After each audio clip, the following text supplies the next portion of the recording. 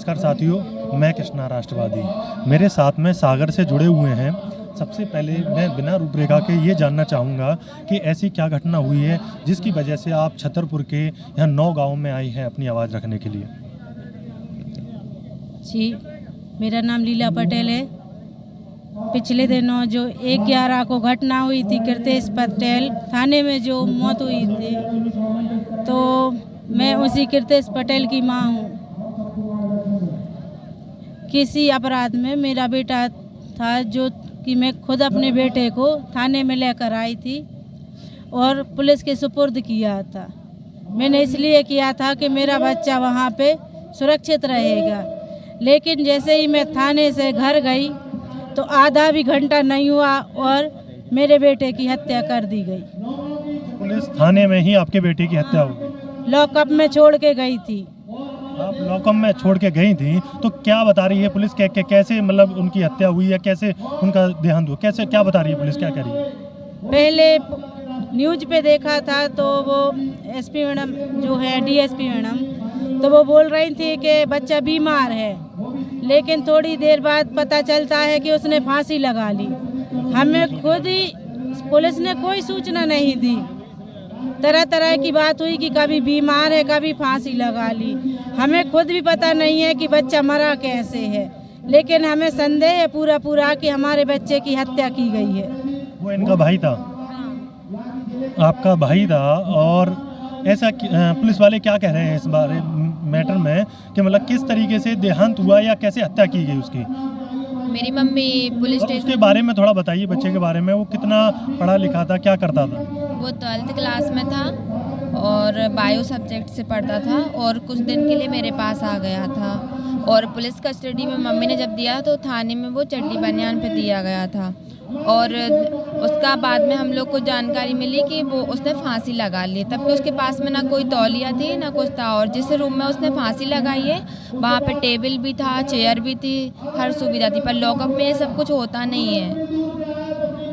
और हमको ये भी मिला कि मतलब जब हमारी मम्मी वहाँ पे छोड़कर आई थी तो लड़की के परिजन भी वहाँ पर थे और मेरे भाई को मार रहे थे वो लोग। मध्य प्रदेश के सागर में इतनी बड़ी घटना हो जाती है कि पुलिस कस्टडी में एक व्यक्ति की मृत्यु हो जाती है और उसकी हत्या कर दी जाती है, जैसे कि माताजी बता रही हैं। तो अब आगे ओबीसी महासभा का क्या एक्शन होगा, क्या करेगी ओबीसी महासभा? देखिए, पूरे देश के अंदर आज ना जिस प्रकार से जो पूरी तरह से जंगल राज पूरी तरह से कायम हो चुका है, ये पूरी तरह से मध्य प्रदेश की सरकार के द्वारा कायम हो चुका है। यहाँ पर कोई भी व्यक्ति, चाहे महिला हो, चाहे पुरुष हो या युवा हो, कोई भी सुरक्षित नहीं है। ये इससे स्पष्ट दिखाई दे रहा है कि जहाँ पर हमारी अभी बहन बोली, हमारी जो मृतक की माँ बोल रही हैं कि जब मैंने अपने बच्चे को थाने में जब बुलाया और एक जांच का एक पार्ट था, उससे ना इन्वेस्टिगेशन कर रहे थे, लेकिन हमने छोड़ा कि आपको छोड़ देंगे। लेकिन जहां अभी कोई एफआईआर नहीं हुई और उसको लॉकअप में रख दिया जाता है। मैं एक लॉयर हूं, मैं पूरी तरह से मैं सुप्रीम कोर्ट में, हाई कोर्ट में प्रैक्टिस करता हूं। मेरे को पता है कि कोई भी व्यक्ति की यदि कोई आवेदन आता है तो उसके लिए सबसे पहले उसकी जाँच होती है, जाँच में उसके तथ्य पाए जाते हैं, उसके बाद में एफआईआर होती है और एफआईआर के आधार पर उसको लॉकअप में रखा जाता है। लेकिन एफआईआर हुई नहीं है, आवेदन पर पूरी तरह से पूर्ण रूप से उस पर कार्रवाई नहीं हुई है और लड़के को फांसी पर लटका दिया जाता है। जबकि जिस परिवार के, जब हमारे लोग गए, हमारे समाज के लोग गए, ओबीसी महासभा के लोग गए, वहाँ पे देखा बिना वहाँ पर उस बच्चे के काफ़ी गंभीर चोटें पाई गई शरीर पर। उसके साथ वहाँ पर कैसे स्टूल गया, कैसे वहाँ पे तौलिया गई, और ये पूरी तरह से, जबकि आपको पता होगा किसी भी लॉकअप में कोई स्टूल नहीं होता, कोई टॉवेल नहीं होती। लेकिन ये पूरी तरह से जो काम किया है वहाँ के प्रशासन और वहाँ का जो मंत्री है गोविंद राजपूत, जिसके द्वारा इस बच्चे को हत्या कराने में उनका पूरी तरह से षड्यंत्र है। और जहाँ मैं इस ओबीसी महासभा की ओर से एक जिम्मेदार सिपाही के नाते मैं धर्मेंद्र सिंह कुशवाहा मांग करता हूँ मध्य प्रदेश सरकार से कि इस जो घटना हुई है कृतेश कुशवाहा को न्याय दिलाने के लिए सबसे पहले मध्य प्रदेश सरकार सीबीआई की जांच करके दोषियों को दंड दे।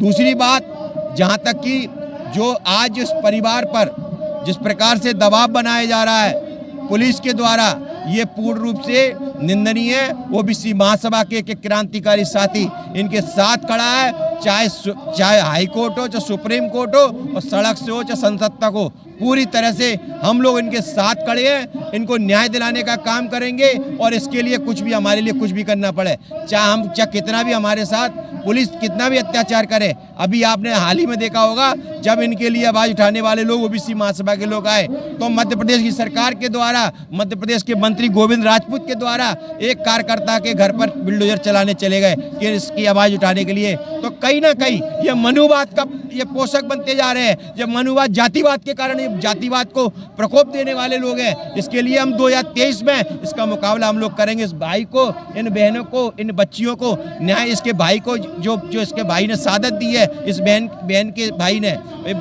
बच्चे ने शहादत दी है, इनकी शहादत को ओबीसी महासभा बेकार नहीं जाने देगा। उसका जवाब हमारा वर्ग, हमारे ओबीसी महासभा के एक क्रांतिकारी जवाब देगा उसका।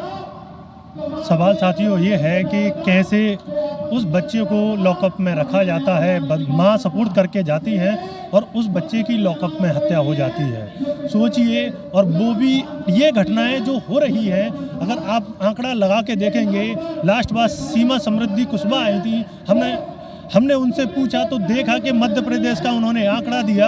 उन्होंने बताया कि SC, ST, OBC समाज के साथ में मध्य प्रदेश में दिनों दिन केस बढ़ रहे हैं और इस समय मध्य प्रदेश पहले पायदान पर है।